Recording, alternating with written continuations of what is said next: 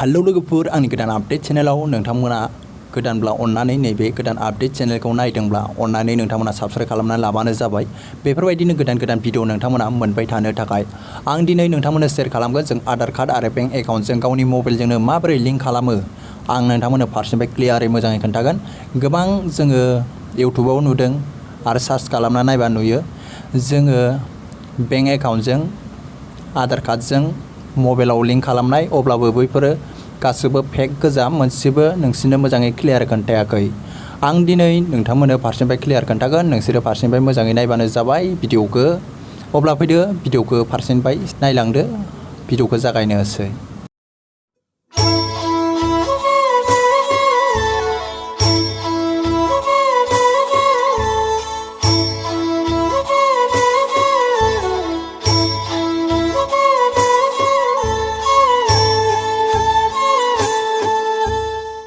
लोगोफोर आङो एसे प्रब्लेमाव दं, बेनिखायनो आं भिडिअखौ लाबोबाय थाथ'नो हायाखै।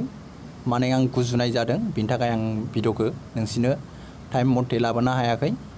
आं दिनै नोंसिनो फारसेनिफ्राय खोन्थागोन आधार कार्ड आरो बेंक एकाउन्टजों लिंक खालामनो हागोन ना हाया। गोबां मानसियानो बुंदों जोंनो नैबे आं स्क्रिनाव मोनसे नाम्बार होदों, बे नाम्बाराव SMS सेन्ड खालामनांगौ आधार कार्ड आरो बेंक एकाउन्ट नाम्बार।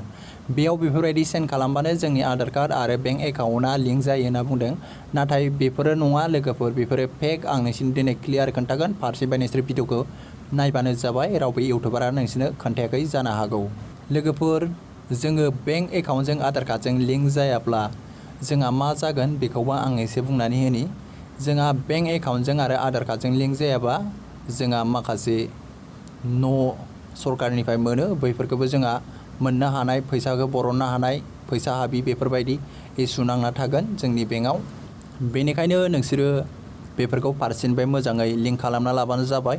गोबां मानसियानो खालामदों अनलाइनाव। आं दिनै नोंसोरनो खोन्थागोन अनलाइनाव माबोरै हायो आरो अफलाइनाव माबोरै हायो।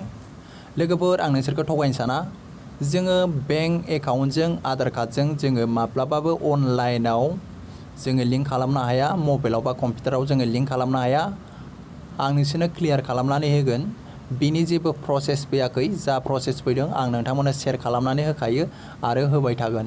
नोंसोरो नैबे रेकर्डखौ खोनासंबानो जाबाय।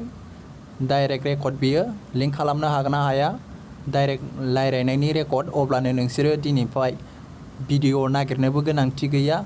आधार कार्ड आरो बेंक एकाउन्टजों मबाइलजों लिंक खालामनो हागोन ना हाया, बेनि जेबो भिडिअ नागिरनो गोनांथि गैया। नोंसिनि प्रब्लेमा दिनैनो सल्भ। आं नोंसिनो नैबे रेकर्डखौ आं नोंसिनो होनानै होगोन। दिनैनिफ्राय नोंसोरो जेबो भिडिअ नायनो गोनांथि जानाय नङा। अब्ला लोगोफोर खोनासंबानो जाबाय नैबे रेकर्डखौ। हम जांच करा रहे हैं, कृपया होल्ड। हमारे गुणवत्ता विभाग के प्रशिक्षण के लिए रिकॉर्ड की जाएगी। अपनी गुप्त जानकारी जैसे कि OTP, CVV, ATM, PIN, user name या पासवर्ड इस कॉल पर ईमेल के द्वारा या SMS के द्वारा किसी के साथ ना बांटें, बैंक अधिकारियों के साथ भी नहीं। स्वागत है, मैं सिमरन आपकी क्या सहायता कर सकती हूँ? चंद्रा जी नमस्कार। नमस्कार सर। मैम एक्चुअली ना मैंने एक प्रोसेस चेक करना था, जैसे कि मेरा जो आधार कार्ड है वो आधार कार्ड मैंने बैंक अकाउंट के साथ लिंक करना चाहता हूँ, तो इसके लिए मुझे ऑनलाइन क्या प्रोसेस है जरा बता पाएंगे मैम? सर जैसा कि मैं समझ पा रही हूँ सर, आप अपने आधार कार्ड को बैंक से लिंक कराने के लिए प्रोसेस जानना चाहते हैं। जी मैम। सर निश्चिंत रहिएगा, इस विषय में आपकी सहायता की जाएगी, तो समय दीजिएगा, हम चाहते हैं। जी मैम। सर बताना चाहेंगे आपको, जी आप अपना आधार कार्ड लिंक कर सकते हैं जी किसी भी नजदीकी SBI ब्रांच से, जी या अपनी लिंक ब्रांच से, जी या आप SBI के ग्राहक सेवा केंद्र से भी करा सकते हैं। मैम एक्चुअली ना मैंने यहाँ पे गूगल में सर्च किया था, जैसे कि SBI Aadhaar linking process SMS के थ्रू किया जा सकते, मैंने सर्च किया था। तो सर्च करने के बाद यहाँ पे मुझे एक प्रोसेस दिखाई दे रहा था, ठीक है। वो प्रोसेस ये है कि UID लिख के स्पेस करना है, फिर आधार नंबर लिखना है, फिर अकाउंट नंबर लिखना है, और इसके बाद 567676 में SMS सेंड कर देना है। क्या ये प्रोसेस सही है? सर बताना चाहेंगे सर, हमारी जो डाटाबेस है सर, ये प्रोसेस हमारे पास नहीं है सर। आपका निवेदन रहेगा सर, आप अपनी ब्रांच से लिंक करा लीजिए या ग्राहक सेवा पॉइंट। मैम और एक चीज पूछना चाह रहा था कि जैसे मैंने काफी वीडियोस में यूट्यूब में देखा था, जैसे कि यहाँ पे योनो एसबीआई के थ्रू आप ये आधार लिंक कर सकते हैं अपने अकाउंट के साथ, ठीक है, और नेट बैंकिंग के थ्रू भी कर सकते हैं। क्या ये प्रोसेस भी आपके डेटा में अवेलेबल है? समय दीजिएगा तो हम चेक कर लेते हैं। जी मैम। सर माफी चाहेंगे तो बताना चाहते हैं सर, हमारे पास जो ऑप्शन होते हैं सर यही ऑप्शन होते हैं, आप जो बता रहे हैं सर वो ऑप्शन हमारे पास नहीं है। ठीक है मैम, सिर्फ ब्रांच में जाके ही करना पड़ेगा ना मैम? जी सर। जी थैंक यू मैम। यहाँ एसबीआई ग्राहक सेवा पॉइंट पर भी जाकर कर सकते हैं। जी जी जी बिल्कुल, ठीक है मैम, थैंक यू। तो बताना चाहेंगे ब्रांच वेरीफाई करेगा आपका आधार कार्ड नंबर, जी KYC and link Aadhaar number की यूज में। जी जी आपका जो आधार कार्ड है वो लिंक कर दिया जाएगा आपके अकाउंट में। ओके ओके ठीक है मैम। मतलब लास्ट में एक ही ऑप्शन है जो ब्रांच में जाके या फिर कोई नजदीकी जो भी सीएसपी सेंटर है वहाँ पे जाके भी कर सकते हैं ना? जी sir. G G thank you ma'am. Online कोई भी प्रोसेस नहीं है ना? नहीं। जी जी ठीक है, thank you ma'am, thank you. लोगोफोर अब्ला नोंसोरथ' रेकर्डखौ खोनाखाबाय गोबाङानो नैबे भिडिअखौ नायनायफ्रा दिनै क्लियार जाजोब्बाय।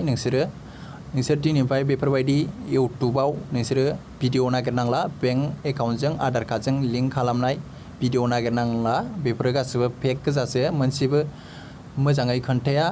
आं दिनै नोंसोरनो क्लियार खोन्थानानै होबाय आरो नोंसोरो मोजां भिडिअखौ गोबाङानो नायनो रोङा, ओरैनो बेकाराव नायनानै माने बिसोरनो भिउसनि गोनांथि जायो नालाय इउटुबारफ्रा, बिनि थाखाय नोंथांमोना ओरैनो नायनानै भिउस होनाय जायो।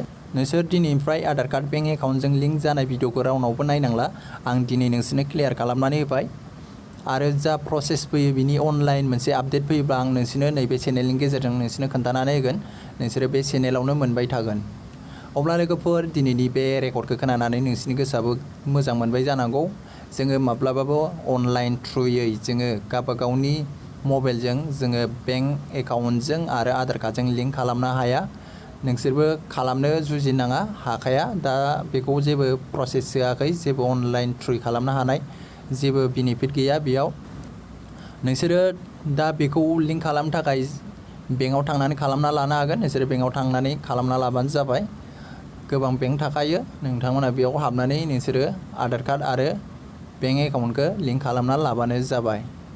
गोबाङानो बेफोरखौ प्रसेसखौ मोजाङै मिथिया, ओरैनो जानला मानला भिडिअ नायनानै जानला मानला खालामलायबायनो नागिरो, नाथाय उनाव गावबागावनो आन्दायनो गोनांथि जायो। बिनि थाखाय आं नोंसोरखौ दिनै क्लियार खालामबाय, नोंसोर दिनैनिफ्राय जेबो भिडिअ नायनांगौ गोनांथि गैला। थेंक इउ लोगोफोर। अब्ला दिनै भिडिअआ एसेबांल'मोन, आं नोंथांमोननो बेखौनो शेयार खालामनो होनना फैदोंमोन। आंनाबो देहाया बारा थिग नङा, आं दासान्दि गुजुनाय जाना दंगासिनो दं, भिडिअखौ बारा मोजाङै क्लियारै लाबोनोबो हायाखैबो जानो हागौ। नोंथांमोना बिनि थाखाय आंखौ निमाहा होबानो जाबाय। अन्नानै आंनि नैबे चेनेलखौ नोंसोरो साबस्क्राइब खालामनानै होबानो जाबाय, लाइक खालामनानै होबानो जाबाय। बेफोरबायदिनो बर'फोरनि थाखाय आं मोजां भिडिअ लाबोबाय थानो हायो। थेंक इउ लोगोफोर। अब्ला नेक्स्ट भिडिअ लोगो मोनफिनलायसिगोन।